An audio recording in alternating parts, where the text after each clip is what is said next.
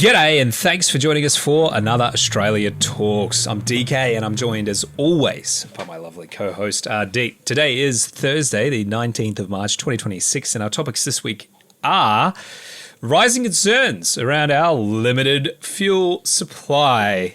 This is a big topic and it's everywhere right now. And the second topic, very much linked to the first, US war with Iran. Is Australia involved? Sort of. We'll get into that a little bit.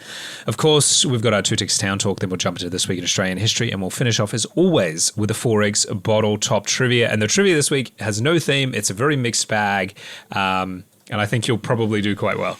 Oh, good. But before we get into all of that, let's go. I'm priming you, and then I'm going to be really, really brutal questions. Yeah, Lucy and the football. But before we get into all of that, let's catch up with the last week. Hello, g'day. What's been going on? Hey, DK. Actually, it hasn't been a hugely focused week. It feels like it's been bits and pieces, and had to get some things fixed, so it's just been coordinating different sort of trades and that, and which have generally been good. It's most of the time I'm getting decent communication. There's one or two that wasn't, and I always find that frustrating. But yeah, so it's been a bit bitsy and piecey. But I did have. Just wanted to talk positive about how good service I had at a model shop, like a hobby shop, which I don't normally go to, but Mrs. Ardeet had bought some little shells that were powder coated that we put some signs we had onto a board, and she said, "Oh, that shelf will go well there." I thought, yeah, I agree with that. But the screws that came with it were way too long for the bit of the wood that we had. So I just used the galvanised ones I had, and it was sort of like it looked okay, but it didn't match. Like the ones that it came with, the yellow screws matched it. So I thought, I'll just go to one of these hobby shops and get the old model paint, which I can't remember the last time I bought a tin of bloody model paint. It was so long ago that I found out they don't even make that enamel stuff now. It's all acrylic. So it's all gone, all safety and all that sort of stuff there, which is fair enough. But, wandered in, pulled out the packet of screws and said to the guy, "Look, I'm not here for a model thing. I just want to see if I can match this." And he sort of had, younger bloke, had a good sort of think about it and said, "Oh, yeah, look, maybe we can do this one. And, how's it going again? Oh, yeah, okay, no, you're probably going to need to go prime it first, because that sort of one." And obviously knew his stuff about the paint, and then, okay, we can do this, we can do that, and went through the whole thing. Yeah, it's probably spent about, 5-7 minutes, which is, like actual elapsed time. So that was a decent amount of time, and finally got to the end. And it was only a $7 or $6 sale, but I thought it was so nice to get somebody who was focused, interested, listening, saw a problem to solve, and you could see he was thinking about and trying. Like, there's lots of different suggestions and how about this and that, and ended up getting there. And I was wrapped, got basically matched the exact same colour, and I've put the final coat on the little screws today. And think, yeah, that's going to work out really well. So yeah, in fact, it was General Games at Frankston. Probably won't ever go in there again. But if you're up near Frenger and you're into that sort of thing, they really, and look, it was a huge. I mean, God, it's been ages since I've been into a model shop, and there was lots of little figurines and all that sort of stuff to paint. So it was obviously a decent one of them, but it was really good getting such down to earth and good service. So yeah, it was. It always sort of puts a little bit of a high point in the day, I reckon.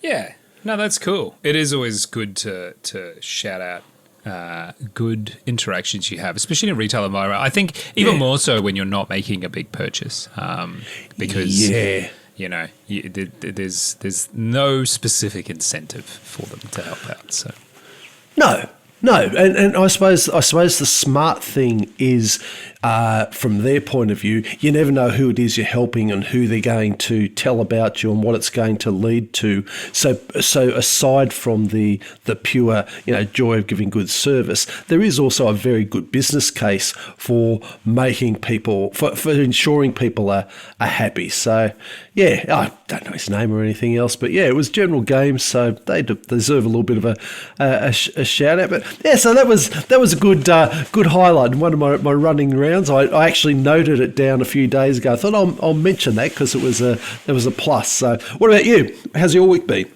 My week has been very, very busy. I feel like a bit of a blue-ass fly at the moment. And part of that is because we got another freaking cyclone coming. Unbelievably. This is Narelle? Yeah, it is a named cyclone. It's not going to hit us, so not even really anywhere close to us, which is great. Unfortunate for the people that are up north. So this is coming ashore, or projected to come ashore, sort of north of Cooktown, which is north of Cairns and Port Douglas, and then sort of whip across the Cape York Peninsula, and then across over into the Northern Territory. But of course, it's sort of diminishing its strength. But at the moment, it's Category 5, so it is pretty serious. It's up to 5. Last I heard, it was 4, but so it's 5, but it hasn't landed yet. Yep. So they've upgraded it to 5, but it hasn't. Hopefully, it'll sort of maybe downgrade itself a little bit before it comes in that way. But of course, the arms on a storm of this size are significant. So we're probably going to get some rain in the next 72 hours, but we'll see. I really don't want any more rain. The ground is still very wet here, and it's kind of holding up a few projects that I've got going on. And so we're hoping to have a bit of dry. It's probably not going to happen, so we'll see. It's frustrating, but there's nothing you can do. You can't fight the weather. So run outside and yell at the sky. That's right. Or I think as some of our American listeners are probably chuckling to themselves, thinking, yes, like some of their countrymen like to go and shoot at the storms like that. We'll do anything other than sort of ease your own feelings and frustration. Don't do that, because those bullets do come down somewhere, somewhere not near you, and that's a problem. So our thoughts are with our Queensland brothers and sisters up in the Cape. I'm sure they're all hunkering down and try and protect yourself as best you can. And hopefully we don't get too wet down this far, but we're pretty far, so I don't think the forecast isn't. But you never know. Like with these sorts of things, they can very much change very quickly. So she's unpredictable nature. That's it.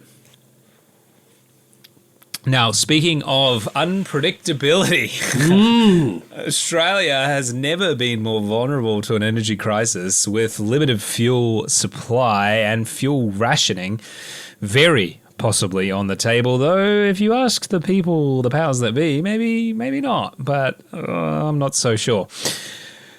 Oh boy, this is a big one. Panic is very much the name of the game currently, and we don't want that. So if you are panicking, please calm yourself. But I'm getting a little bit ahead of myself. According to that always works for people in a panic, just saying, no, calm yourself. They just calm down instantly. Exactly. That is the universal truth. If someone is panicking, just yell at them, scream at them, calm down. For the love of God. Yeah, that is exactly how you calm down. So, according to the International Energy Agency, the war between the United States, Israel, and Iran has created the largest supply disruption in the history of the global oil market. It says that in 2025, the average of 20 million barrels per day of crude oil and oil products passed through the Strait of Hormuz, or about 25% of the world's seaborne oil trade. But the war has seriously impeded flows through the strait, and options to bypass it are limited. In response, 32 of the International Energy Agency member countries agreed last week to release large amounts, 400 million barrels specifically, of oil from their emergency reserves to try and stabilize global oil prices and guarantee supply as essentially a stopgap measure. Australia will begin releasing its stockpile of fuel under the government-directed fuel companies to release nearly a fifth of the reserve of petrol and diesel supplies. The Energy Minister, Chris Bowen, acknowledged fuel supplies could face further pressure, but ruled out a cut to the fuel excise or rationing fuel purchases. For now. I want to caveat everything that we say here with for now, because this is very much a developing story. Australia held about 37 days of petrol and 30 days of diesel in reserve as of yesterday. And as far as I know, those numbers haven't changed by the time we're recording this.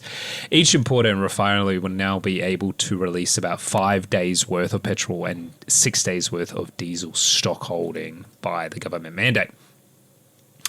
Chris Bowen said that he had cut fuel companies' minimum stock obligations to about 700 million litres of petrol and 2.2 billion litres of diesel respectively, freeing up about 300 million and 500 million respectively to be directed towards regional Australia. The fuel would not be released immediately, and Bowen said that he could not be sure when it would reach regional Australia, with some places just no longer have access to fuel. He says because it's a big country and every town is different. Yeah. The National I can't argue with that.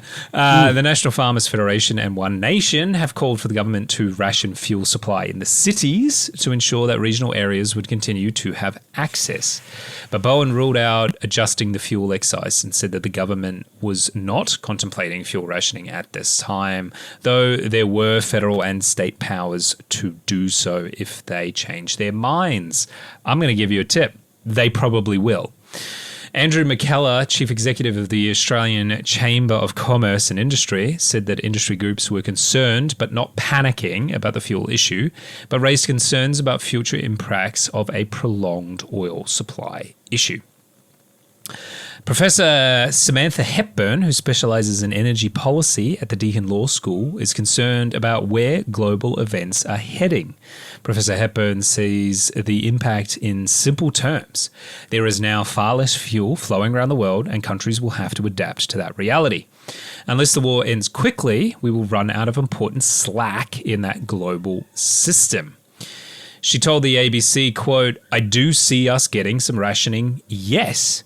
She says that the reality of a prolonged war, if it continues, quote, our short-term buffer will absolutely not survive, and we're going to have to immediately switch to rationing, end quote, which is pretty much common sense. I think most people are looking at the situation, if this war doesn't end before the end of the month, some sort of rationing is probably going to come into play. Diesel has a critical role in Australia's transport industry, emergency services, the military and agriculture. So it is literally the most important liquid other than water in this country. If supply issues worsen, experts say that diesel would be the first fuel to see restrictions on purchasing because of the military essential services vehicles transport, and farmers would get the priority. Retired Air Vice Marshal John Blackburn agrees that Australians will have to adapt their behaviour if the war in the Middle East is prolonged. He said, quote, "We will have to adjust our fuel consumption and how we do things in this country. A type of rationing if the Middle East issue doesn't get resolved. What we've got to do now is start to take measures to prepare if the war doesn't resolve itself," end quote. He said Australia's political leaders have failed for years to plan for a situation like this, and the fact that we've only had 2 refineries left in the country are symptomatic of a failure to plan ahead. He said politicians had to start explaining the reality of the global market to Australians, including the fact that we import 90% of our fuel. He says recent panic buying of petrol and diesel in Australia has only made things worse because our fuel system is not built to demand huge shock demand like that. He says, quote, The reason we're running out into problems is that people are seeing what's happening in the Middle East and are running around trying to buy extra stocks in case of interruption. So in some areas, there's been about a 35 to 40% increase in demand. Our system is not designed to do that. It's not a problem with the supply coming into the country at the moment or the processing. It's our behavior that's causing the system itself to break down. We have got to stop panic buying. End quote. Yep. Oh, good to hear it's us. Rationing, panic buying, limited supply. Have I ever told you that I love living through interesting times? It does seem like it's just one thing after another. So my question to you is, how much fuel have you panic bought? How much are you sitting on? Hundreds of liters, thousands of liters? It's a terrible situation to be in. I know a lot of people have stocked up, and I don't think that was a particularly great decision, especially when we're seeing people fill up vessels that aren't proper fuel storage and things like that. Local fuel cans were completely sold out, I think, for over a week, though I did notice this week that a lot of stock has come back in. It's funny how the stock for jerry cans sits around for so long, for years, until all of a sudden they're all gone all at once. But how do you feel about this? What's your plan moving forward? Oh, to buy another IBC and fill it up with an IBC. It's what you see those things. They're like a meter by meter cube plastic thing with like a metal structure around it. So basically, they hold a ton of water, which is whatever that is. Is that 10,000 litres or something? In one of those. So no, look, I as part of my thing, I already had a couple of jerry cans before all this kicked off anyway, that just normally go into the normal fuel rotation. So it'd be nice to have a bit more, but I'm not concerned at the moment, and I feel like if we get to the point where you can't get anything, then I'll be drastically changing what I'm doing anyway, and I'll have other worries. You know, if we can't actually get fuel, then me being able to drive somewhere starts to become less of a problem, and other supplies and that start to become a bigger problem. I don't go along with this, panic buying getting pushed as a blame point. Obviously, it's going to have an impact, but you can just you can tell there was that polywaffle weasel words that I picked up when you were talking about that quote from Chris Bowen, and he said, we've seen 30 to 40 or 45% increase in some areas, and we're not geared up for that. What's left out is, in what areas?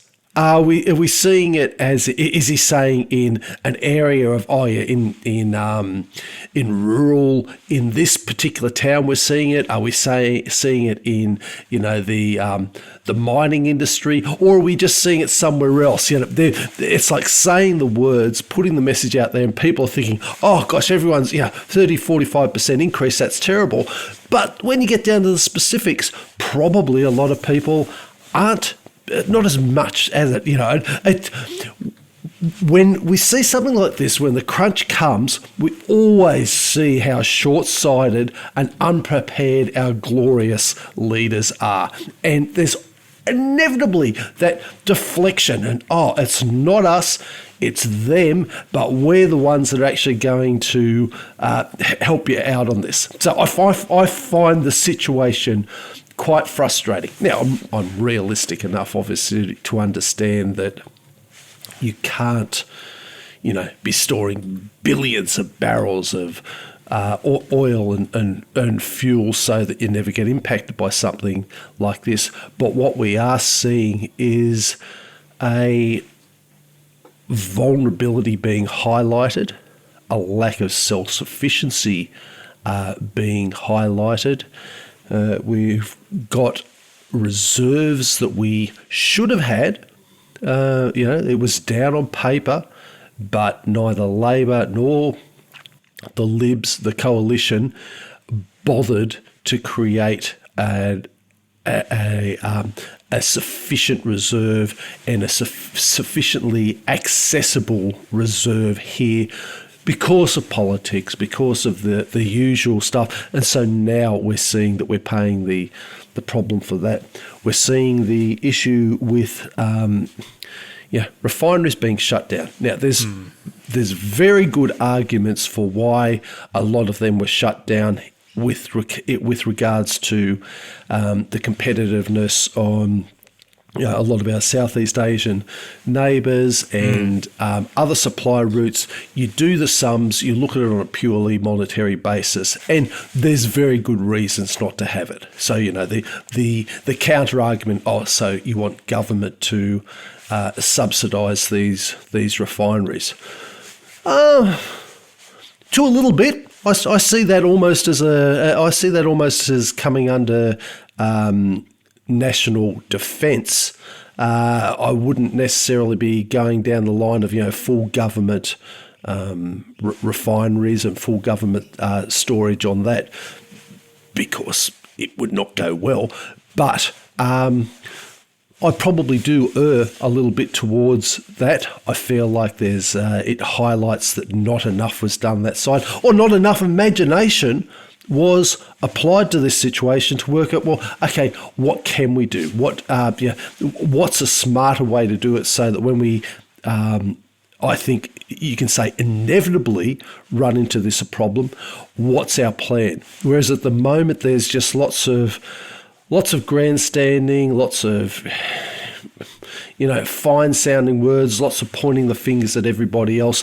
But it just shows that once again we've been let down on that side. I also think too it's obviously I have a bias against a renewables only policy. Big fan of renewables. Love renewables. Said it before. I'll say it again. Yeah, it's solar. Well, not as crash hot on wind, but I do get the argument for that. Solar, massive fan of that. But this mindset of, well, we're going to be just moving towards that creates a way of thinking that means anything fossil fuel related, which includes our reserves, includes our refinery, includes further exploration of our oil supplies, becomes anathema, and it becomes a third rail for anybody suggesting it politically. So I think we're also paying a little bit of a penalty for that. I think if this does go on, and to be honest, DK, I don't know. We're just as likely to find out in 2 weeks that it's all tied up. If we look at history this century, we also can't discount still talking about this in a year. But if we do see that this goes on for at least another month or so, then we're going to be talking rationing. And that will be something that we'll cover there. And if it's rationing, well, then we just work out how we work with that. There'll be things I'll just have to sacrifice. There'll be other things I'll just have to be smarter about. It'll be a way of thinking. Won't surprise regular mates of the podcast who listen in that I would also suspect that crisis would be used as an opportunity to further control and surveil us, as we've seen in the past with various crises. So look, I'm on the optimistic side. My opinion is I don't think that this is going to go on a particularly long time, because its cost is pretty high at the moment, both in terms of weaponry and resources and money being expended, but more because a lot of politicians are feeling the hurt from this. They're feeling a lot of pushback. there is that internet phenomenon that we've got now where there's enough information out there that enough people just aren't buying the usual messaging. So again, they're having to face up to a more educated subset, at least, of the public, and that's having real political import on them. So that to me is a reason for them to decide, no, we've got to work out how to solve this quickly. However, they're also talking about a massive military industrial machine that is potentially sniffing out a long-term campaign here and a way to devastatingly implement a number of plans that have been on the drawing board. So I'm not naive enough to think that it can't go on. But until I'm seeing something different, I'm at the moment cautiously optimistic, but I'm planning for the worst, and that planning includes what we've talked about regularly since the podcast has started, with having that extra food, having that extra fuel already in place. And if you haven't, well, personally, I think work out how you can get it. Might not be the best message as far as a lot of people are concerned, but at the end of the day, you've got to work out what you do for yourself and your family. But I'm on the slightly 55% optimistic side. So what about you? How do you feel about the situation with how the fuel reserves are being handled, how the public's reacting to it, and what's your opinion of the immediate to longer term impact of what's going on and what you think will happen? Oh boy. So the panic buying does not surprise me at all. And I actually think that the energy minister and basically the government in general should not cut the fuel excise, because that's only going to exacerbate this problem of people trying to stock up, quote unquote, while it's cheap. Because the reality is even if this war ends tomorrow, which is very unlikely, or certainly before the end of the month, which again is probably quite unlikely, and the flow of oil continues, it's not going to go back to what it was, a month ago, probably until at least the end of the year, I would expect. There's a huge lag time in it coming back down, and I think the shock to the system in this case is going to drag on potentially for years. Like, I really don't see this going backwards anytime soon. I do notice, so we've included in the show notes the Department of Climate Change, Energy, Environment and Water. Yep, say that 5 times fast. Their government website that shows the minimum stock holding obligations for liquid fuels. It hasn't been updated. It generally is updated every Tuesday. It was updated as of the 17th of March, so yes, 2 days ago as of reporting, so the Tuesday this week, but the actual numbers hadn't changed. Now, I don't know if it's just a case of they hadn't changed because there was literally no change, or the government at this point is kind of keeping a bit more tight-lipped about exactly what's going on because they don't want to feed into the panic buying or anything like that. Which I think is sensible, to be fair. I do think there's, as much as I'm all for transparency and openness, there is a point where sometimes more information can be harmful for certain groups of people. And unfortunately, the broader public is just going to fall into that certain groups of people type situation like this. It's not critical that everybody sits here and watches how many days of fuel we have left before panic buying and going out and filling an ICB.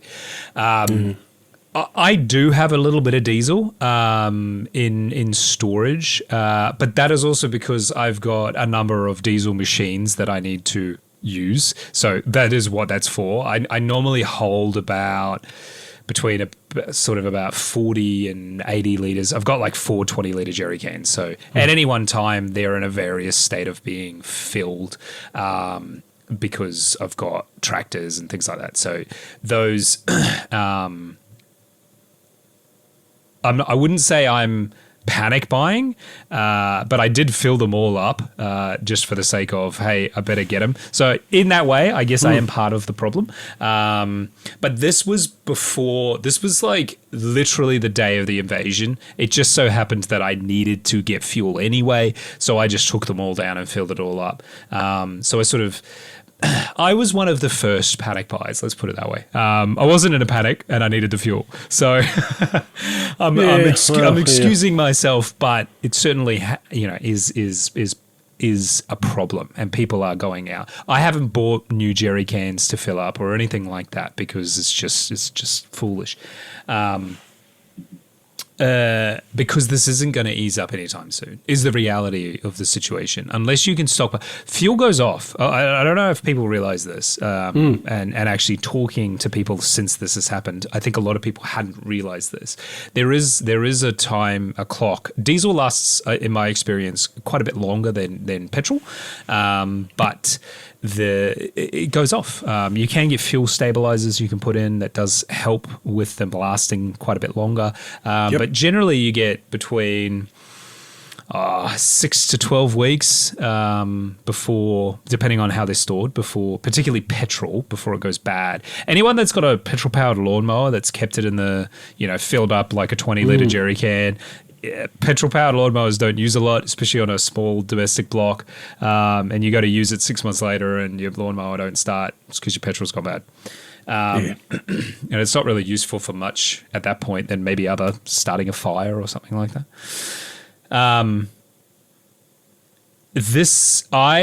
Unless this resolves reasonably quickly, like within the next 3 to 4 weeks, and the oil starts flowing again, which I don't see.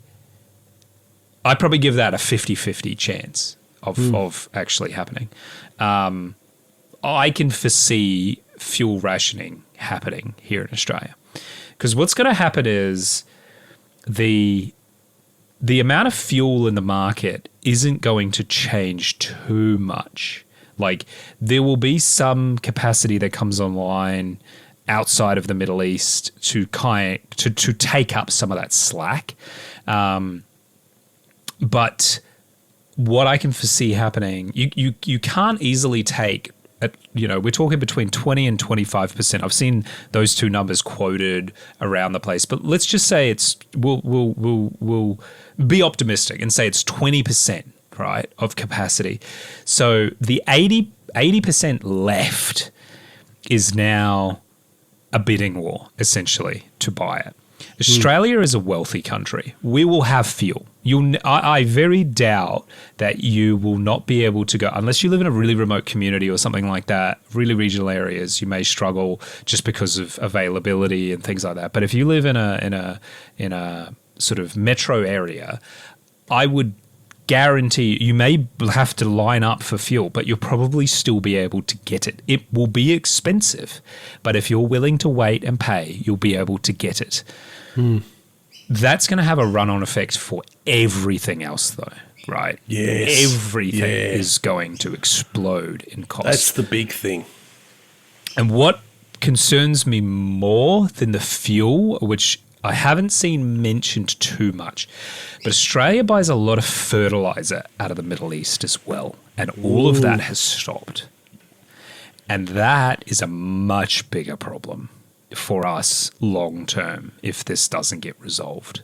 Great point. So for now, I think they've estimated we've got, I think it was 3 months supply. So it's not panicking yet, but I can tell you the diplomats are going to be on the phones day in, day out trying to get this resolved as quickly as possible, because this is a ticking time bomb for us. And at the end of the day, our strategic reserve of fuel, a lot of it is kept offshore.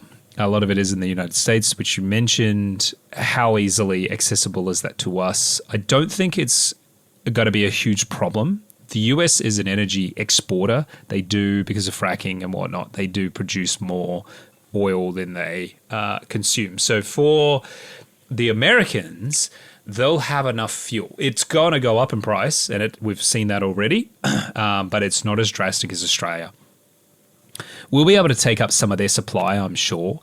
But like I've seen talk online about people going, oh, well, we can wind up Venezuela's oil. They've got heaps of oil. That's years away. You can't just not even close. Not even close. And some of the Middle East countries have had their oil refineries attacked as well. We've seen sanctioned relief on Russia so that India and other states can purchase Russian oil. But again, a lot of Russian refineries have been hit by Ukraine as well. So their capacity to release crude oil is, well, they can release the crude, but it doesn't mean they can refine it easily and quickly. And so I think this shows us once again how fragile the modern world, the globalized world can be for something like this. And in the defense of the politicians, which almost pains me to say this, but in their defense, even if we did have 3 or 4 refineries here in Australia, if we had more refineries as a strategic asset, I don't know that it would really make much of a difference in this situation. It would take some of the pressure off, yes, but the pressure would still be there because we're not an oil producing country. We consume much, much more than we use. And so unless you can get the crude oil here, having a refinery isn't that much use. Yes, it would be better to have them and not need them than to need them and not have them, but I don't think that is. I've seen that talked about a lot, and I don't think that's the critical linchpin that everyone's kind of making it out to be. Yes, it is a problem, and yes, it would be better if we had them, but a lot of our oil is refined in Southeast Asia, in Singapore, in Brunei, in Malaysia, and those refineries are running 24/7 currently. So I think this is basically going to cause. My prediction is we're going to go into recession because of this, unless this resolves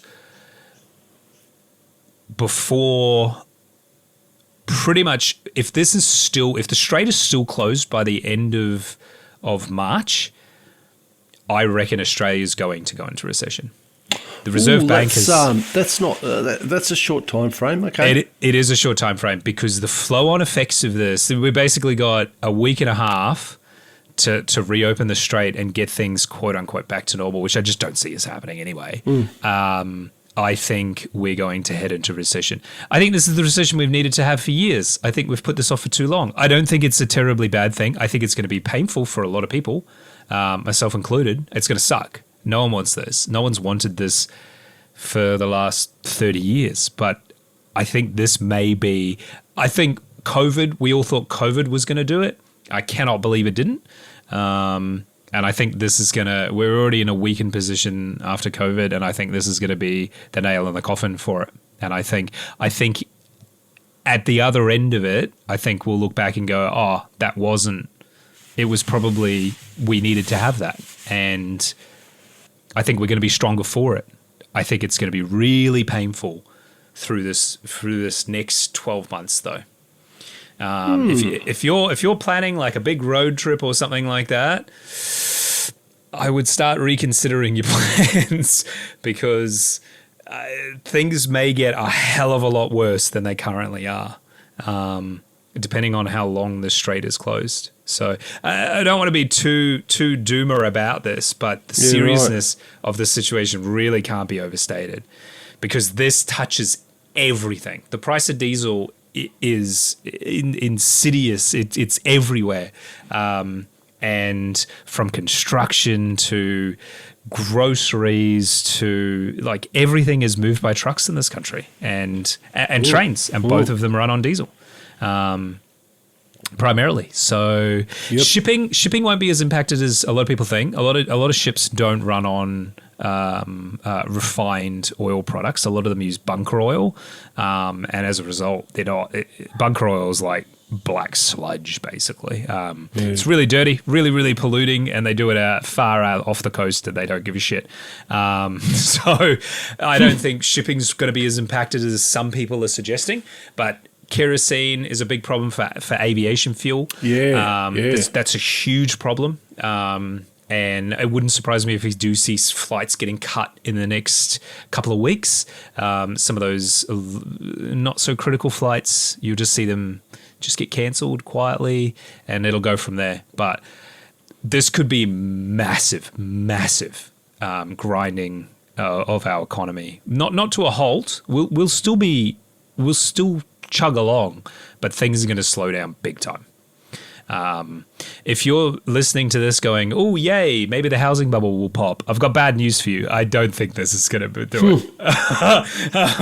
No, if anything, it probably will see them go up because now people will put their money into a housing stock. So who the bloody hell knows what's going to happen there. But, sorry to be a bit of a Debbie Downer on this one, but it's your opinion. Yeah, I can see this becoming a real big problem if it's not resolved quickly, which I don't think it's going to be. I think we're in for some tough times ahead, but we'll make it through it because we always do. Yeah, yes. Ultimately, even if we're going down that road that you're talking about there, and you presented your reasons for that. It's going to be something that, with the benefit of time, won't be as bad as what it feels like when you're going through it. But that doesn't diminish how bad it will feel in the midst of it, if that comes to pass. Yeah, and I think what's going to be interesting, sort of like an interesting takeaway. I don't want to call it a silver lining because it's probably not quite appropriate, but it's going to be interesting to see the uptake of like electric vehicles and things like that over the next, if this does last for, say, 12 months before things, quote unquote, go back to normal, I think that's going to be really interesting to see the uptake of more fuel efficient vehicles, particularly EVs and hybrids and those sorts of things. This could be, we've already seen it. We've talked about it a lot with big businesses and things like that, trying to get off and go that more renewable route, mostly as a cost saving measure. And this could be that tipping point for a lot of companies. They go, you know what? Nah, diesel's way too expensive. We're gonna go all electric. So, in a way, that can be a bit of a silver lining for some people, but we'll have to wait and see. I mean, I would really like it to end all tomorrow and diesel go back to $1.70 a litre. I think I paid $2.79 yesterday for diesel per litre. So that hurts. Yeah, that sucks. That sucks big time. Yeah. So yeah. All right. Hopefully we have a very positive next segment. It's time for our Two Ticks Down talk. I've been everywhere, man. I've been everywhere, man. Across the desert fair, man. I've breathed the mountain air, man. I've traveled, I've had my share, man. I've been everywhere. All right, this week we head off to Kiama in New South Wales. Yeah, so Kiama, Kilo Indigo Alpha Mike Alpha, New South Wales. It's a coastal town, 120 kilometres south of Sydney, in the Illawarra region of New South Wales. Got a population of almost 15,000 and has a number of popular surfing beaches and caravan parks. And because it's so close to Sydney and Wollongong, makes an attractive destination for a lot of people just to pop down for the day or the weekend. So consequently, there's numerous cafes and restaurants throughout the town. Historically, it's been a farming and agricultural centre and still maintains a good country and agricultural community. They've got weekly farmers markets and that sort of vibe to it. The local Indigenous Australians are the Wadi of the language group Dharawal, who they'd been using that land for thousands of years, doing regular moving around in family groups. This part of that's supported by there's a midden of shells at nearby Bass Point used for more than 17,000 years. And if you don't know, a midden of shells is basically a stack of shells where that's where you get it. That's where you get a good feed. So you all sit around cooking it, having a feed, chuck the shells over your shoulder onto the pile, and that's a midden of shells. So they're sort of scattered all around Australia, and good indications by size and composition of the people who've been there and how long they've been there. So there's also evidence of flourishing culture with intricate possum cloaks, a developed song and story cycle, and a deep understanding of the many plants of the rainforest. So during that time, the coastal hills were covered in rainforest and cedar brush. There's not much rainforest left up there at the moment. There's some escarpment in places like the Minamurro Rainforest Centre, but it went to agriculture, and that doesn't tend to work well with rainforest. The name Kiama is derived from the Aboriginal word Kiarama, which means place where the sea makes a noise. And so that's in reference to the Kiama blowhole, which apparently gets in hundreds of thousands of visitors annually. I'm trying to think if I've seen the Kiama blowhole. I think I have, but it's been like a long time ago. So it was formed from basalt lava flows about 260 million years ago. And there's also another blowhole, imaginatively called the Little Blowhole, but it's on a headland south of the central part of Kiama, and it's not as big and spectacular. And apparently it's fairly regular. But the blowholes, the big blowholes, the big attraction there. So the first European to explore the area was George Bass, who stopped there on 6th of December 1797, checked out the blowhole after noticing it when anchoring his boat in a sheltered bay. So Kiama's had a number of population booms. In 1810, there were the cedar getters, both licensed and unlicensed, who were after those cedar bushes. 1830s to 1860s saw wheat growing start, which didn't go as well as they thought, and they basically quickly switched to dairying. And then in the 1900s, there was a boom powered by multiple quarries in the area. So those same volcanic eruptions that made the blowholes, and then another one 270 million years ago, and then another one 66 million years ago, created basalt. And that was a valuable commodity for the growing New South Wales colony, and especially for like paving roads and as ballast for building railways. And then the most recent growths come from tourism, people holidaying, and people just simply wanting to live in a beautiful location. So, as mentioned, this means there's plenty of cafes and places to eat and buy food. And as you'd expect, one of those places a bakery, and that's what originally caught my attention about Kiama. Now, it's not a long story, but I did like it. So, in the early 1970s, there was a local baker called Les Warby, who noticed how many people were visiting Kiama and the surrounding areas during the weekend. So, naturally enough, this business owner saw a business opportunity and thought he'd provide fresh bread to all the tourists. So, it was so good they had lines of people down the footpath of Crown Street wanting to buy Les's fresh bread. And he was also supplying a shop in nearby Wollongong. Hooray! Also, naturally enough, the bureaucrats had seen fit to create laws about the baking of bread, who could do it and when. Of course. Yeah, of course, exactly.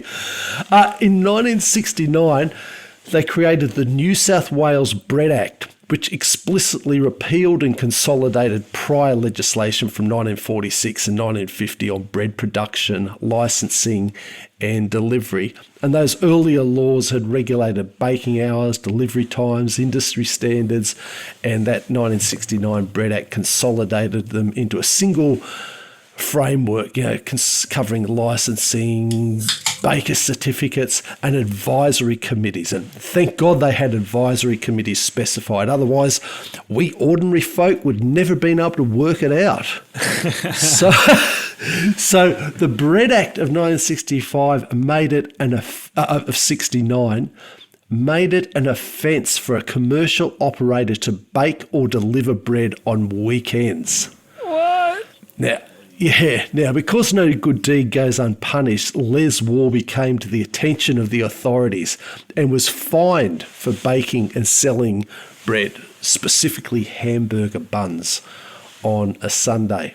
How ridiculous. And it's not that long ago. We're talking mid-70s here.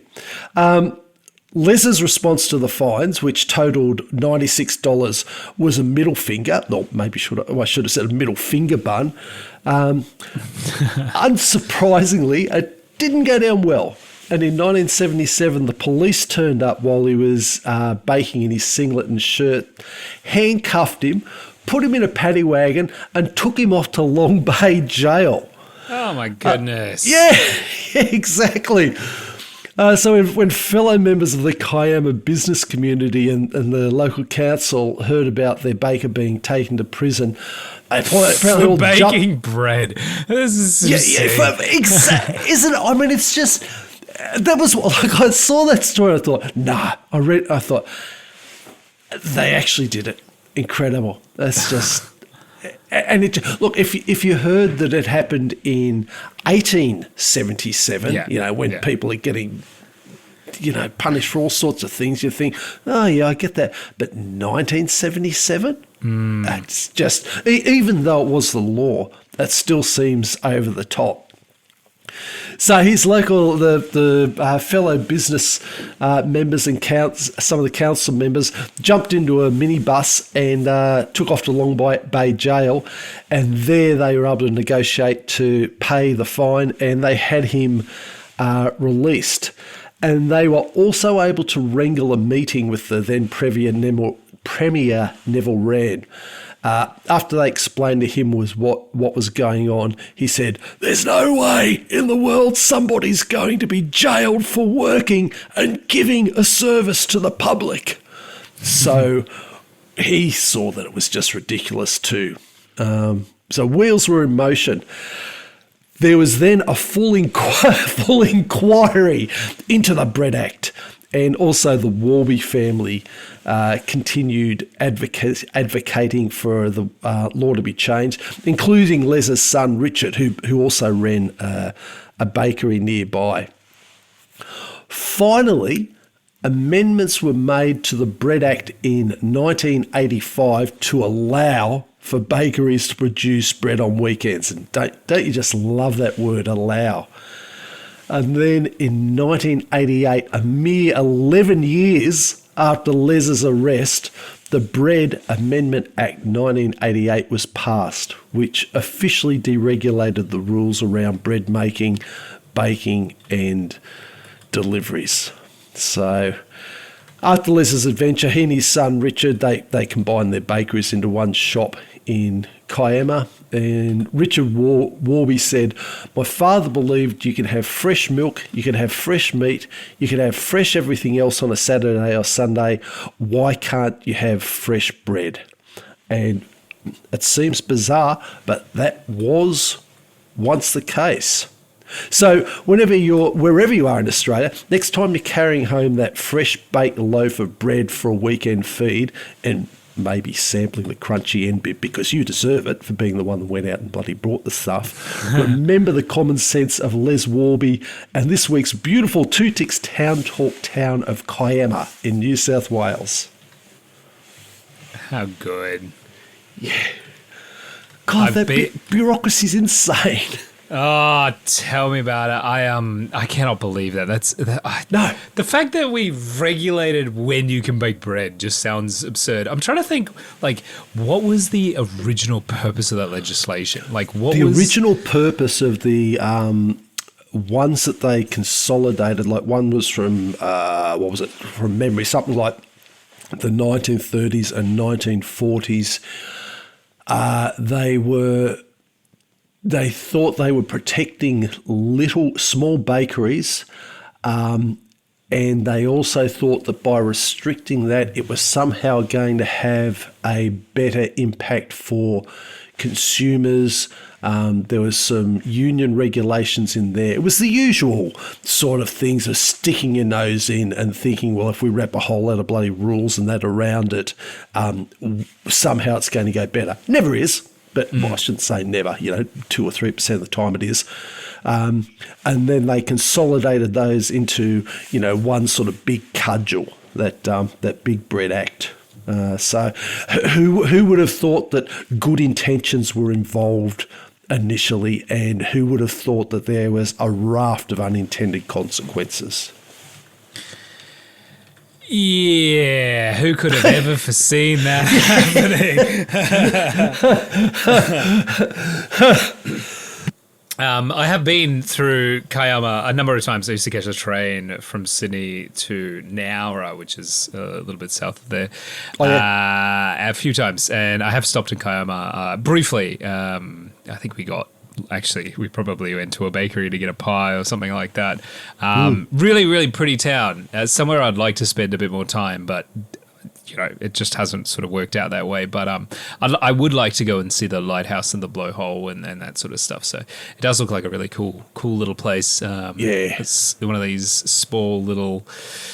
I don't want to call it like a fishing village, but it kind of has that vibe. I'm sure the locals are probably very bored, and the young locals are probably like, nah, I can't wait to get out of here. But it definitely looks like a nice place to spend a weekend away or something like that. So, very popular.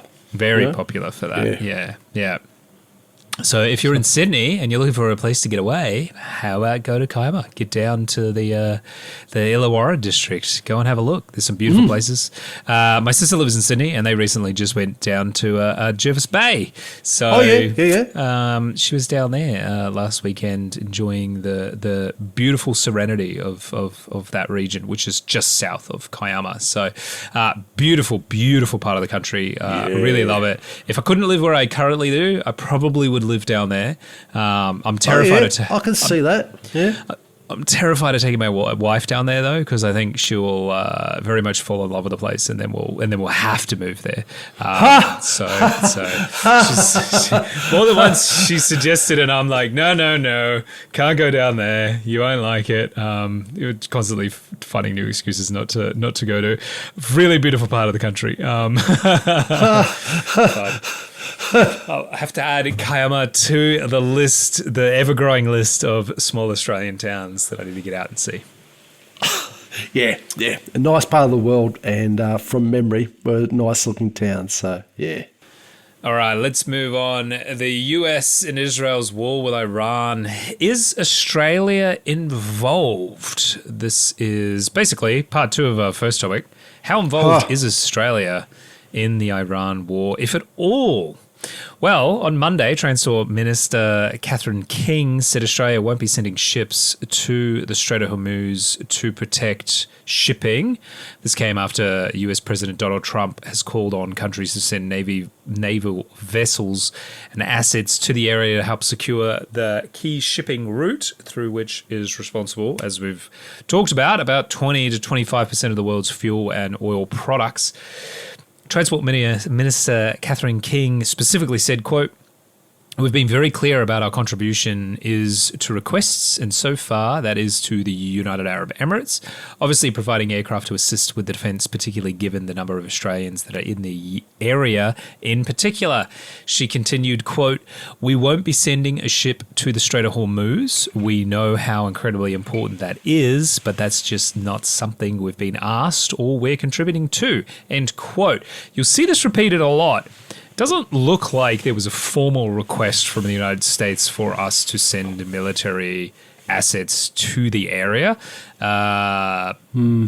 So, I mean, using social media, ranting at 3 o'clock in the morning isn't quite what governments generally act upon. But anyway, when asked to clarify whether the government has received a request to send a naval ship and naval assets to the Strait, King said that she was not aware of any requests.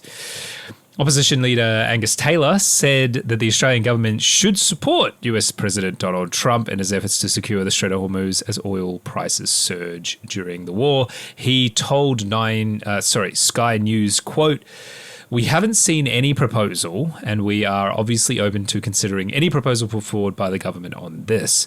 We do want to see the Strait of Hormuz opened up as quickly as possible. If we don't, we will continue to see higher prices, not just for fuel, but for fertilizer, food, and many other products." End quote.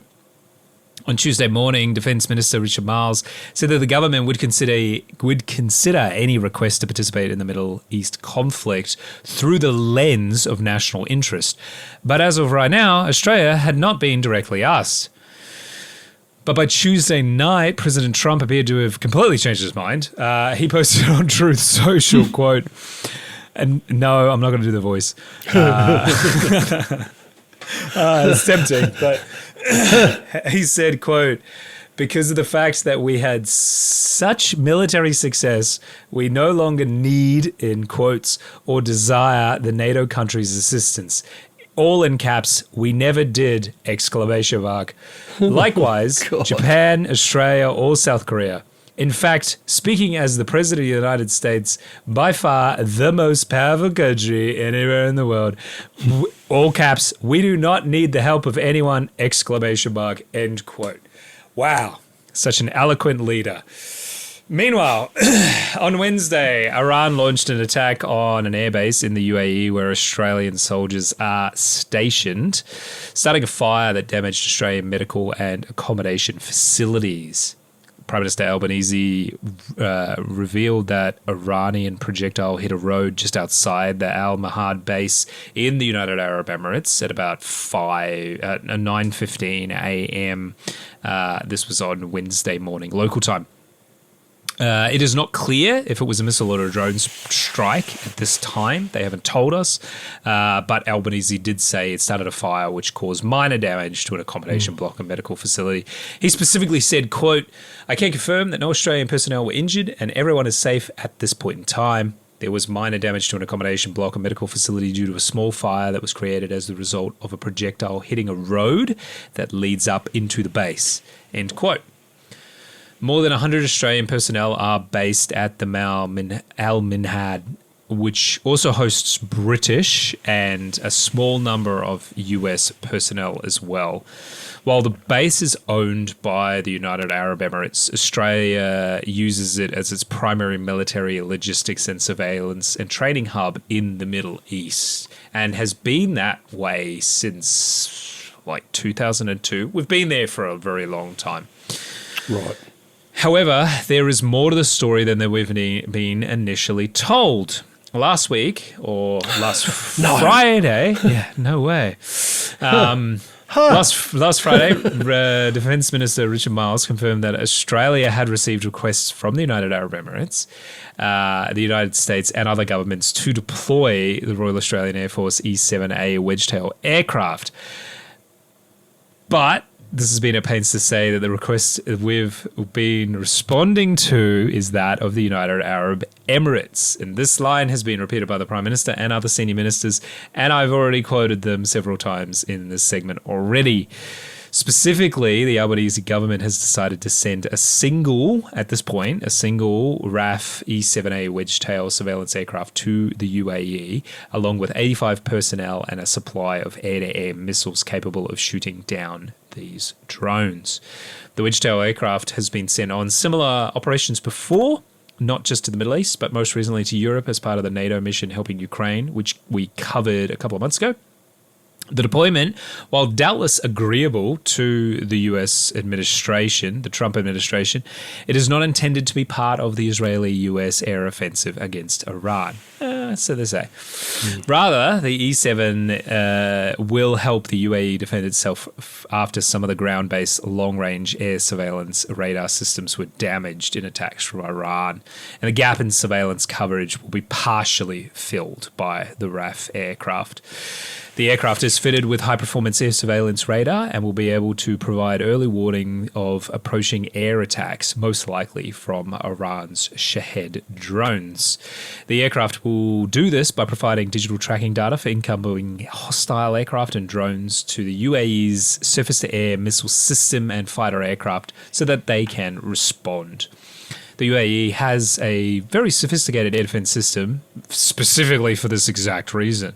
And so far, they've reported that they've intercepted over 1,000 Iranian ballistic missiles, cruise missiles, and drones. The E-7A Wedgetail aircraft, as far as we can tell, has been deployed to the Al Minhad Air Base, the one that was struck just the other day. It's about 40 kilometers south of Dubai. The Albanese government also announced that it was deploying a C-17 transport aircraft and a KC-30A air refueling tanker to the region, and these planes are assumed to also be at the Al Minhad Air Base as well. This deployment does not mean Australia is entering a combat role in the war. It will instead have an enabling role, bolstering the UAE's air defences. Even though the E-7A Wedgetail is clearly defensive in purpose, the deployment could be still seen from the Iranian perspective as supporting the US-Israeli air offensive. And in an indirect way, it could actually help the US as well. The RAF deployment will reduce the need for US aircraft to fill that role to help defend the UAE, potentially freeing up US forces to strengthen its attacks on Iran instead. So, this is obviously a developing story, and it's very much changing day to day. And at the moment, obviously, we're only being fed the information that we are. I'm sure there's doubtless more information that we don't know of as of yet. This, I guess, how do you feel about this limited action Australia's taken so far? It's very clearly not offensive. None of these aircraft are armed. They are surveillance and refueling, essentially. But are you happy to see Australia's cutting-edge surveillance aircraft being used in its intended role, or is this kind of too close to getting involved for you? I know this is a bit of a loaded question, so... But yeah, no. Yeah, we've got to lead into it. There's an Aesop's fable about a trumpeter who was captured during a war between the two sides, and when he was captured, he said to them, "Well, why?"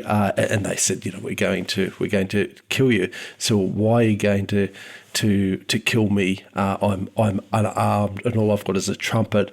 And they say, yes, but because you're communicating and helping the generals direct where the troops go, you're just as responsible for the weapons that they wield, and then killed him. I feel like there's a parallel here. I feel it's basically semantics to say that Australia is not involved. The reasons for sending over the Wedgetail, the request from the UAE, it's filling a gap in their defences, very plausible. And oftentimes, even if I take my cynical hat off, or skeptical hat. Hopefully I'm more skeptical than cynical. But I take my skeptical hat off. It does make sense. I can see the reasoning for that. And it can be one of those things if it does fill the gap. And it fills it well. I don't have your level of understanding of these types of assets, but from what I read, and we've got, as usual, we've got the links in the show notes, I can see what a valuable asset that is. So I can accept there's some plausibility. Unfortunately, the track record of these mobs is, it's usually a lie. It's usually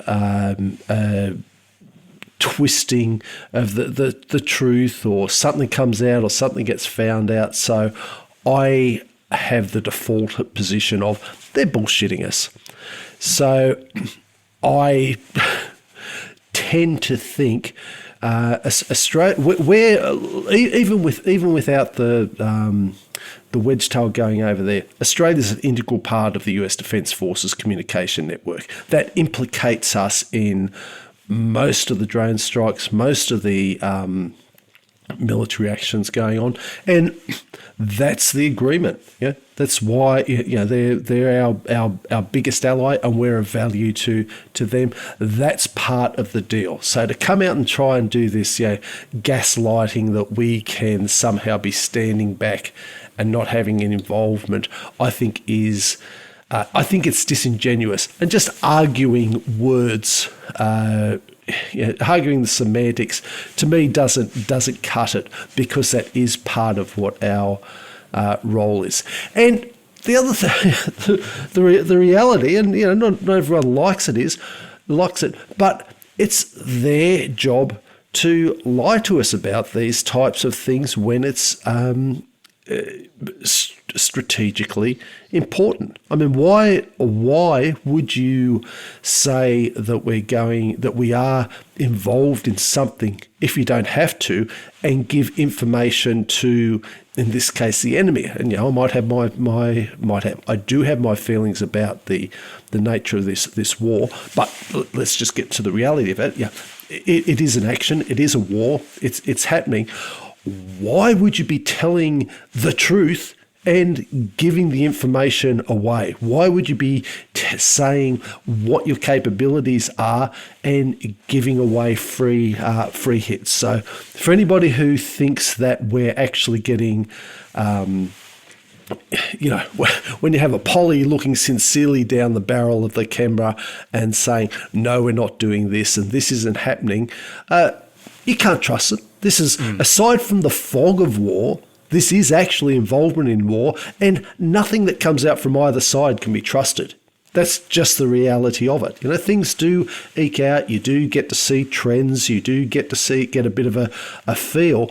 But what the generals and the politicians are telling us, take it with a huge bloody sack of salt. It's just not. It's rarely. It's rarely the reality. Now, in terms of our involvement in it, I've got my personal opinion. I don't think we should have anything to do with it. I don't think it should have started. I don't agree with it at all. I can see some arguments for it. I can understand the arguments about Iran and nuclear and support. I can understand some arguments on that side, but in these things, we're all entitled to our opinions, and my personal opinion is that I'm against it. The reality of it is I can see an argument for us getting involved to a certain degree with assets and with some forces, because that's part of the deal that we have with what is essentially the world's, empire always sounds a bit emotional, but it's approaching that. If in terms historically, it's probably going to get defined that way in another 1,000 years anyway. But who we're allied with, what our obligations are, and what we need to do to ensure that alliance is soundly in place for future generations, there's a certain payment and cost and tribute that has to be made now, and part of that is dipping the toe in and getting involved. So I don't like it, I don't particularly support it, but I can see the argument for at least amount of saying, listen, when you needed us, we were there. Despite what people like me might think about it, on terms of that geopolitical level and high diplomatic level, which I'm just a nothing compared to that, I can get the argument for it. So I consider us involved. I can see the argument for getting involvement in it, but It's and I don't think we're getting told the truth about it either. So that's how I tend to view it. What about you? What do you think about primarily? Should we get involved? Do you think we are already involved? And what do you think about our level of commitment should it escalate in the way that you suspected it might have when we were talking about in the segment on the fuel shortages? I think we're more involved than we realise. Operational security is a real thing. And like you said, we're only being fed what we're being fed, essentially, right? But, I've been in defence. I know that there's a lot more that goes on that never gets said. And it wouldn't surprise me if there's more assets in the UAE than is being let on. I do think it's probably defensive in nature, and I do think it's probably so we've got plausible deniability of we never actually struck Iranian territory, but what we did do was we defended our defense partner, the United Arab Emirates, and we've got their back because we've used their facilities for decades. The war in Afghanistan, the war in Iraq, all the naval assets that we had in the Arabian Gulf, including minor skirmishes that we've had with Iran in the past, and the Iranians have always been doing stuff to the ships that are in the Arabian Gulf, or the Persian Gulf, whichever you prefer to call it. And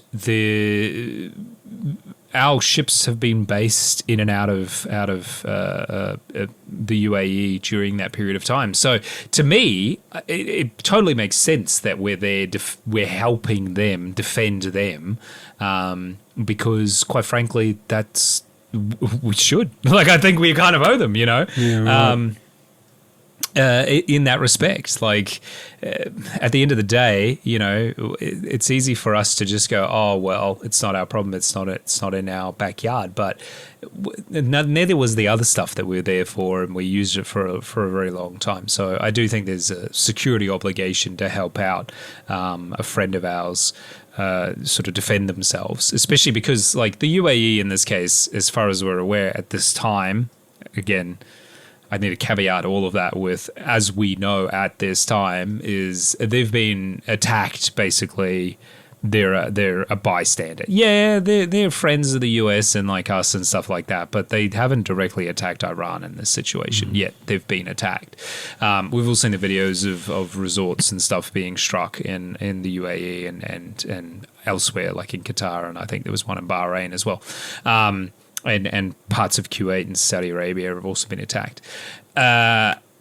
So that's not too surprising. It's also not too surprising, and I actually think in some ways there is a silver lining here that the wedge tail is being called upon, because clearly it is such a good platform. We've had the US was looking at purchasing them. I believe that has changed, but perhaps that may change again. Just give me and some of the mates of the podcast, if you know enough, a quick thing of why it's so good. Because I was a bit surprised at how esteemed the praise for it seemed to be. I think it's just it's got a particularly large radar. So I can't really go into the technical details. One, because I don't know a lot of them. And two, the little amount that I do know, I probably can't publicly say. Okay, fair enough. Yep. But basically, it's a cutting-edge radar on what essentially is a 737. So a Boeing 737. So a very reliable airframe, like really, really good quality plane. I think it's set out in a really, really good ergonomic way, and quite frankly, the as much as this pains me to say this, the Royal Australian Air Force is very good at what they do, particularly in this space. Excuse me while I go throw up. You heard it here. They are. They're very DK good at what they loves do. the Air Force. It's a purpose-built system. This is designed specifically for Australia. Like, yes, it was built by Boeing in America, but it was designed for Australia, the Australian conditions, and all of those sorts of things. And I believe parts of it were built here or something like that. So it's a heavy integration. It's a common, it's one of these ones where we've taken sort of American systems, customized it, added our own flair to it, and sort of gone like that. And I think those ones that just nailed it and everything came together, and someone said, "Well, that's been a bloody good job." Pretty much, yeah. Yeah, right. That's basically what happened. It just works in a really, really good way. It's not infallible. It's not perfect by any means, but it's a very good aircraft at what it does. And as a result, we're seeing lots of interest from Europe. The Americans were... I think as of a couple of months ago, they were ordering a bunch of them as well. But though I think that's changed. It was, I think, Secretary Hegseth said that they didn't want to do it or something like that. But who knows? I'm not sure if it's going to change again, maybe, possibly after this or something.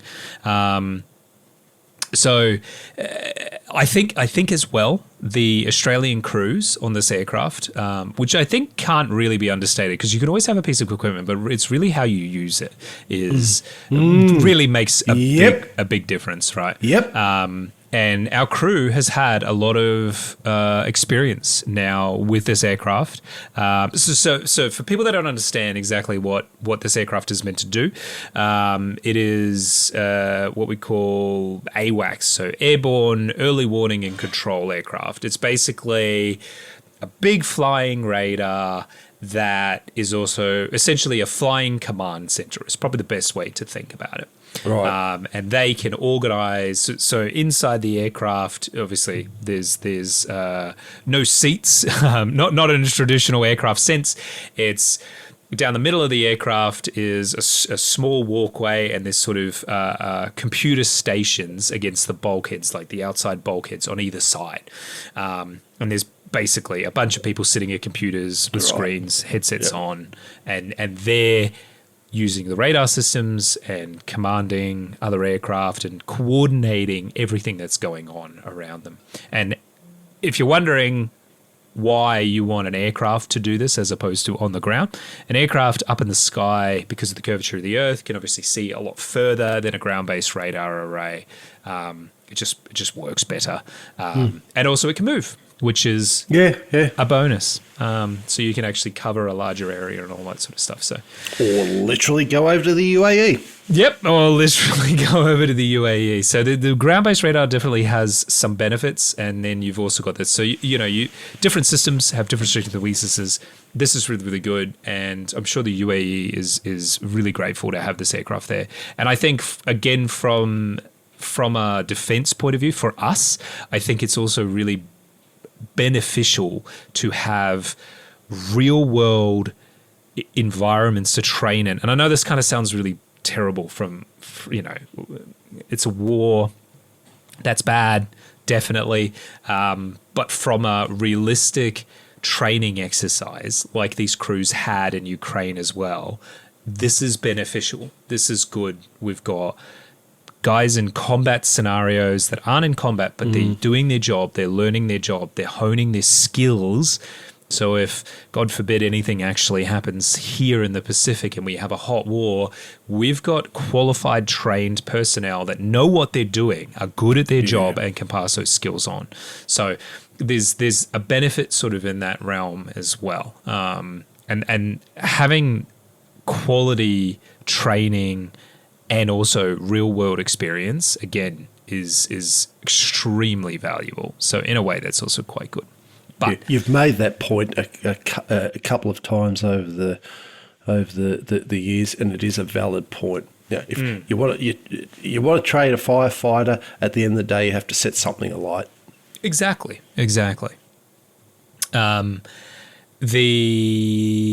how involved we get, I think, is going to be the big question. I think if the US had I'm not saying they don't have a solid plan here. I guess I should be careful about how I word this, just in case old Donny J listens to this for some reason.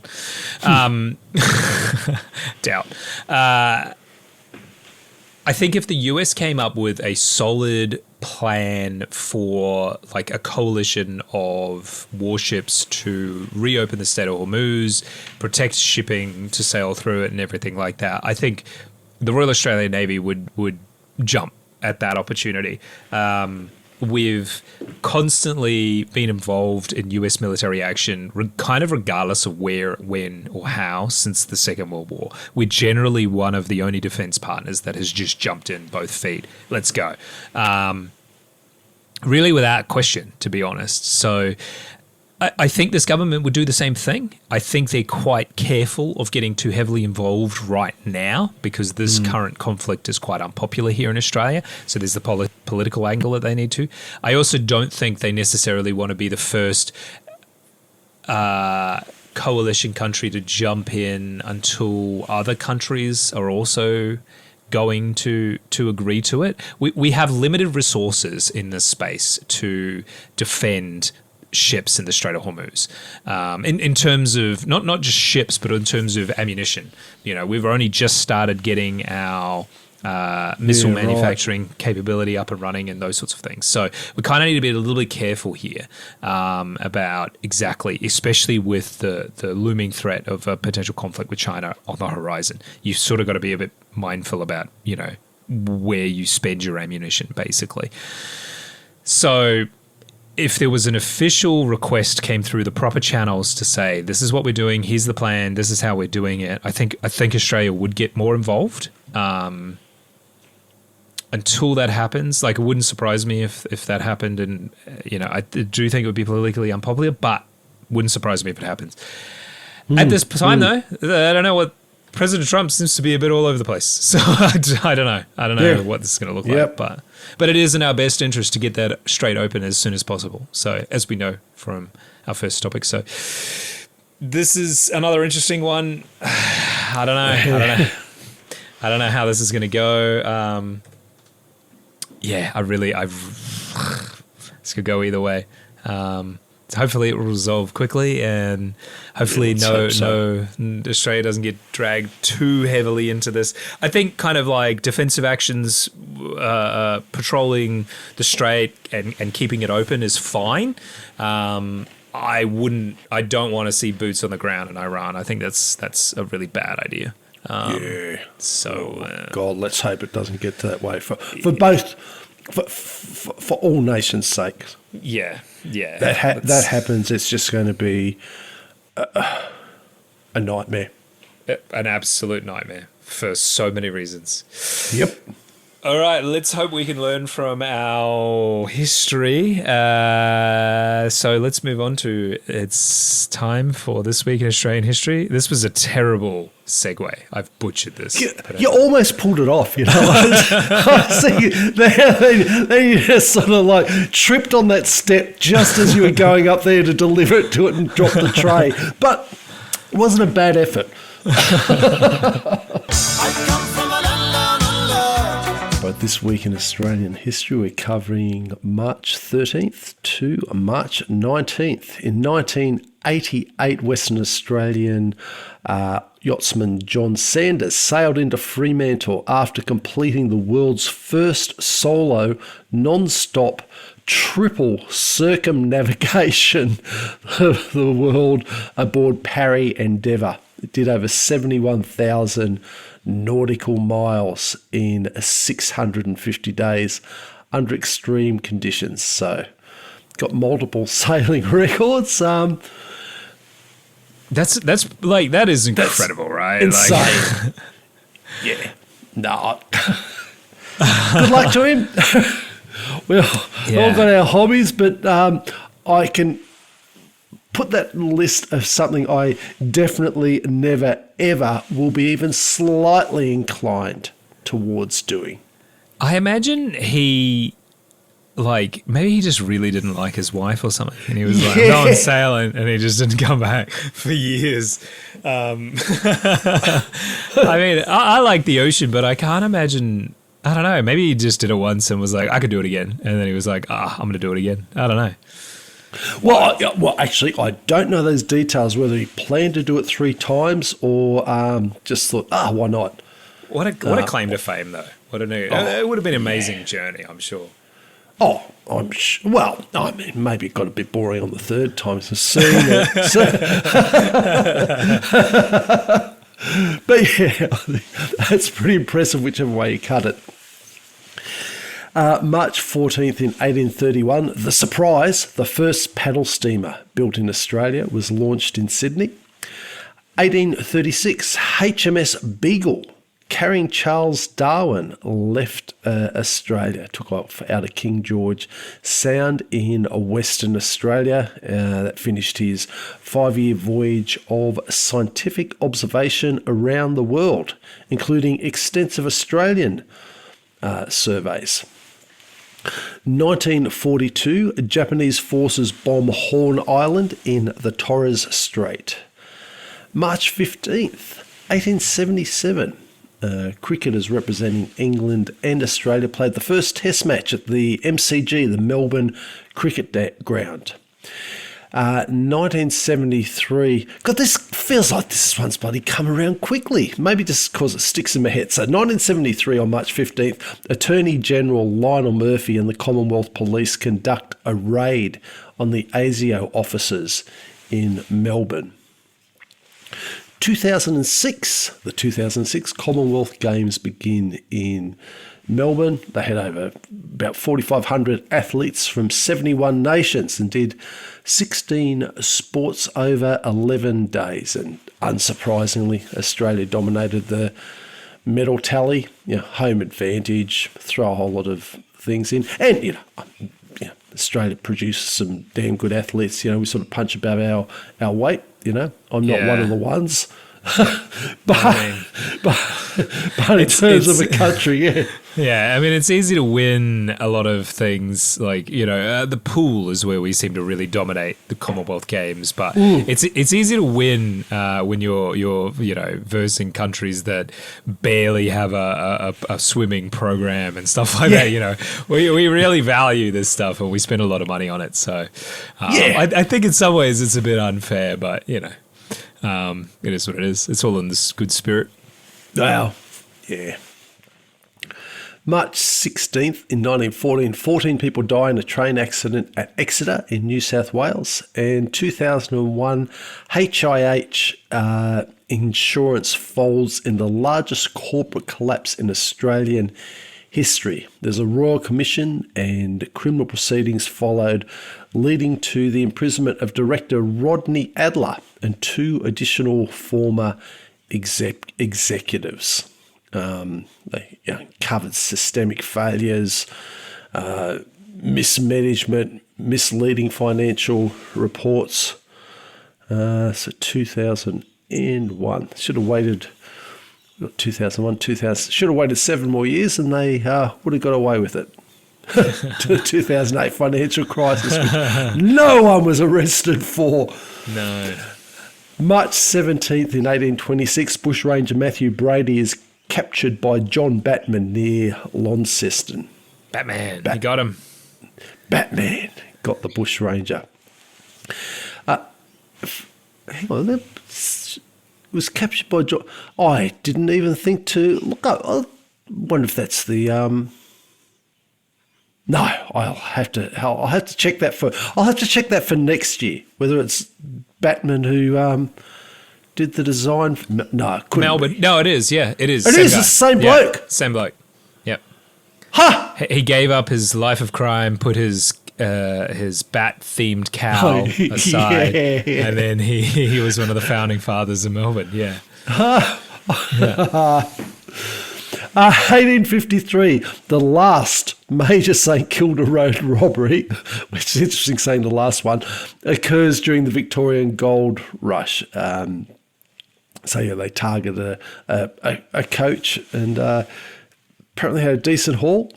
1870, John Ross discovers and names the Alice Springs while exploring the route for the Australian Overland Telegraph Line.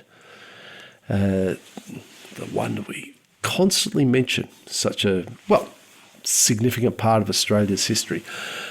March 18th, 1985, the TV show Neighbours premieres on the 7 network. 6 months later, it's axed, and then it was picked up by Network 10, who have successfully aired the series ever since. Even in all the times they say this is the end of Neighbours, and then it just miraculously resurrects. Yeah, and there's another edition. I think Amazon have their fingers in it somehow these days as well. I'm not sure if it's still going or if what the deal is, but yeah, I know Amazon's evolved. It's somehow now. I don't know if they partially fund it or what the deal is, but yeah. Let it die, I say. Yeah, wow. As it goes. I told this, I think it's a couple of years ago, I told this story, but we had gone, Mrs. Ardeet, my sister, and her friend, we said, let's see if we can, this was, I can't remember how long ago it was. Was it late 90s, early 2000s, whenever it was? Yeah, we thought, let's go and see the neighbours street. And we knew that the suburb it was in, and we're driving around, didn't have any sort of much luck, and then thought, and we stopped, and there was a young bloke, 19 to 23 range, washing his car out the front, and my sister stuck the head out of the window and said, do you know where the Neighbours Street is? And he said, no, I don't. I'm not into that. Don't know. And something obviously twigged with her, and she looked at me. She said, "Yes, you do." And he folded straight away.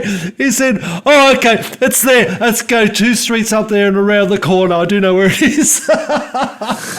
It was funny. There was something that he just cracked. So yeah, so we got to see it, got out. My sister and I, as Miss Ardeet says, we've had our embarrassment glands removed. We got out and took some photos. This was before. Now if you go there, there's guards. You can't get into it. It's all that thing. But in those days, you get out there and she and my sister's friend just hid below the windowsill in the car as we did our stuff. But yeah, that was funny how he just cracked. March 18th, 2003, Prime Minister John Howard pledges 2,000 personnel for the Iraq War. A bit of a callback. Yeah. March 19th, 1790, the HMS Sirius, as in Sirius the dog star, not as in this is Sirius Mum, while transporting supplies to Norfolk Island, is wrecked and destroyed on a reef. And finally, in 1932, the Sydney Harbour Bridge was officially opened to vehicular and pedestrian traffic after nearly 9 years of construction. So event drew massive crowds, so it was famously interrupted by Francis de Groot slashing the ribbon ahead of Premier Jacqueline. The bridge quickly became an engineering icon and transformed urban transport and the city's skyline. And I'm highly confident that as that last metal rivet went in, there were dozens of metal lids flying off some long necks in celebration. What do you reckon, DK? 100% agree.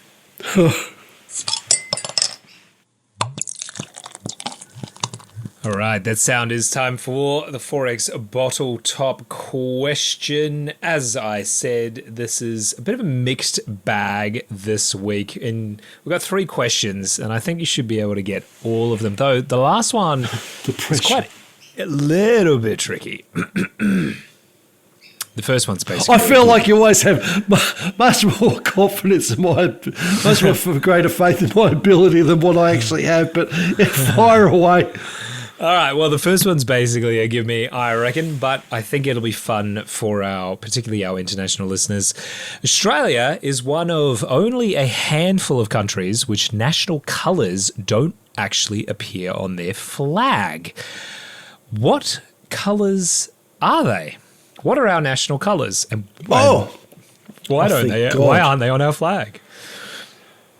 well, I don't know why they're not on our flag. I think that's probably the answer is green and gold. Is Green that right? and gold. That is right. Yeah, okay, Those are good. our national colours. And now I don't know what the reasoning. I feel like there's somewhere in the dim, distant past where we'd talked about why green and gold were chosen. I mean, it's the colour of the wattle and the I think it's the national emblem of the national plant of Australia is, I think, the golden wattle or something. It is Like that. So that's naturally green and gold, whereas the flag had that historical thing before it came over. But Yeah, pretty much. Yeah, It's a holdover from Britain. So red, white, and blue is obviously the colours of our flag, as is so many countries. To be fair, great colours for a flag. So yeah, it works well, doesn't it? it does. It's classic, iconic. I know the Americans like to lay claim to it, but unfortunately, you're with us near the back of the line. A lot of other countries claimed that well before you did. But yeah, all look, the vexillologists out there Yeah. nodding along with you, DK. but green and gold, look, one day maybe we'll see those colours make an appearance on the Australian flag, but probably not anytime soon. Now, this one is a little trickier. The division of Farrier is about to have a by-election. What is the name of the minister who served as the member for Farrier for the last 25 years and just resigned from federal politics after being ousted from their leadership position? God, I should know this. The Nationals bloke, isn't it? No, wrong party. Oh, wrong party. Oh, okay, just being ousted from their position. Or they stepped down after they were ousted from their position, I should say. Wrong party. Okay. We spoke about it on the podcast, which is why I've brought it up. You're going to kick yourself if I have to tell you what You it and is. mates, the podcast will know. That's no help with my bloody memory. God. You're going to have to give me a bit of a hint. I'll give you a hint. Which party? This person belongs to a party that just recently had a leadership spill. Just had... In federal politics. In federal politics. Oh, so aside from... Oh, the spilt, so the Liberal... Okay. Not... well, God, I should be getting this, obviously. It's a not woman. Dutton, is it? No, it's not Dutton. No. Dutton's been gone for a long time. Yeah, They're that's sort of... yeah. But It's we're a talking woman. about the Liberal Party. We are talking about the Liberal Party. Who was the leader of the Liberal Party after Peter Dutton? God, isn't that terrible? Especially because we've talked about it. I know. Well, Susan Lake. Yeah. That's So- it. Yes. Well done. We got there. We got there. Oh, it was Susan. Oh, okay. Right. God, was- I was thinking yeah. more complicated. Yeah, okay. Okay. It's Susan Lay. She has been the member for Farrier for the last 25 years, which is kind of surprising. I didn't think she'd been I knew she'd been in politics for a long time, but What state's Farrier? that's a really good question. I'm pretty sure it's New South Wales, but let me double check. Yeah. Yep, it is. Okay. Right here. New South Wales. It is like, what's the major town there? It's like next to the Riviera. The nearest town is, this map is really blurry. Don't know. Hey, this is the AEC website. I can't read it. Yeah, you go to Zoom. Yeah, Yeah. fair enough. So, yeah, look, you just peek behind the curtains for mate's point. Just because we're talking about something doesn't mean I've got this incredible photographic memory. You can see from week to week, I can forget a hell of a lot. Oh, yeah. It's a skill. Yeah. Sometimes You're good. Sometimes. Oh, no, you'd run rings around me on this, but there's some stuff like that. Like, you're sitting there thinking, how can he not remember bloody Susan Lane? We talked about it. To be fair, she is very forgettable. She's very forgettable. Now, this final question is something I actually didn't know until recently. Well, I'd never really considered it before, but why are the emu and the kangaroo depicted on Australia's coat of arms? And it's not just because they're iconic native animals. There is another reason those two animals were specifically chosen.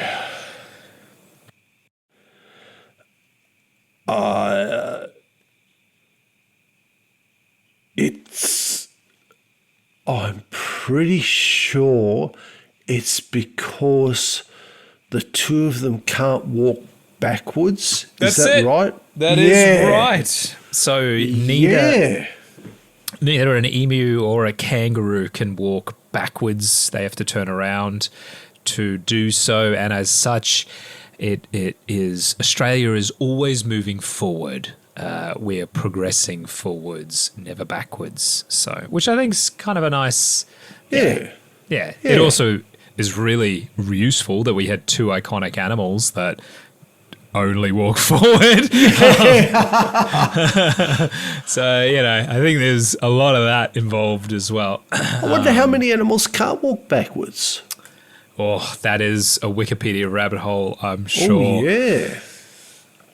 Because I'm thinking about that with the roos with their tails and the shapes of the legs. I mean, they'll get up on the tails, and the emus.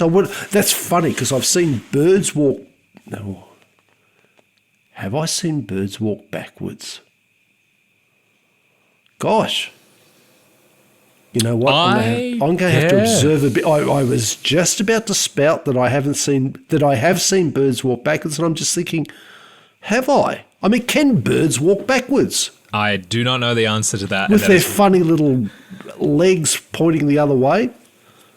I'm pretty sure wallabies can't, but they're basically... Wallabies? Yeah, but they're basically They're not birds, kangaroos. No, they're also famously not birds. But other than that, I can't really think off the top of my head of many animals that... I had a cockatiel, and it could go backwards. It kind of hopped, but I don't know if that's just because it was a taught thing or...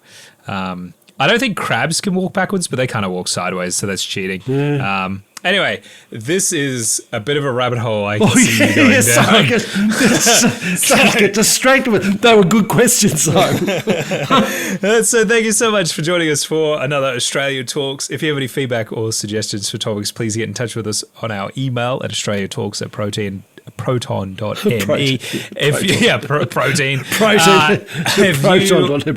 If you know of animals that can't walk backwards, let us know. We'd also be grateful if you could subscribe and give us an honest review, as this helps us out immensely. But the best thing you can do is just share the podcast with a friend if you think they might like it. Otherwise, join us next week for another episode of Australia Talks. As always, thank you for listening, and don't forget, tell your mum I love her. Thank you, DK.